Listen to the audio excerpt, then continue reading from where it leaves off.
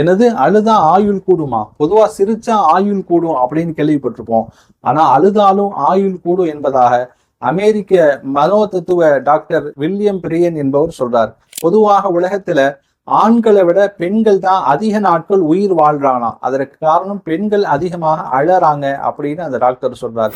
பெண்கள் அதிகமாக அழுவதனால அவருடைய இதயத்தில் இருக்கக்கூடிய கனம் குறைகிறது, இதயம் ஆரோக்கியம் பெறுகிறது. எனவே நீங்கள் அழுங்கள், எந்த அளவுக்கு அழுங்கள், கண்ணிலிருந்து நீர் சிந்துகின்ற அளவுக்கு அழுங்கள். கண்ணீரை அடக்கி வைப்பதனால உடல்ல உள்ள நரம்புகள் தளர்ச்சி அடைகிறது. கண்ணீர் விட்டு நாம அழறனால நம்முடைய உள்ளம் இலகுவாகிறது, சோகம் குறைகிறது, ஆரோக்கியம் பெறுகிறது. எனவே அதிகமாக அழுகல் என்பதாக மருத்துவர்கள் சொல்றாங்க.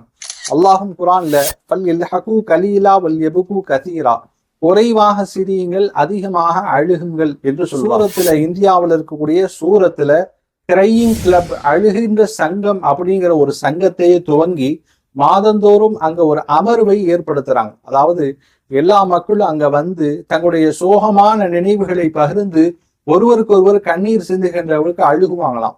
அப்படி அழுகிறதுனால அவருடைய மனம் ஆறுதல் அடைகிறது.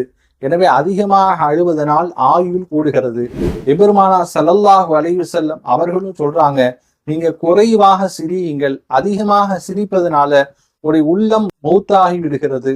ஒரு சீரியஸான சுச்சுவேஷன்ல கூட, எல்லோரும் அழுகின்ற ஒரு சூழ்நிலையில் கூட உங்களுக்கு சிரிப்பு வரும்.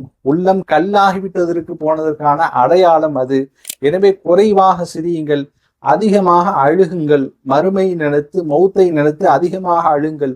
மார்க்கம் நமக்கு சிரிக்க வேணான்னு சொல்லல, சிரிப்பை உப்பை போன்று அளவாக பயன்படுத்துகள் என்றுதான் சொல்ல.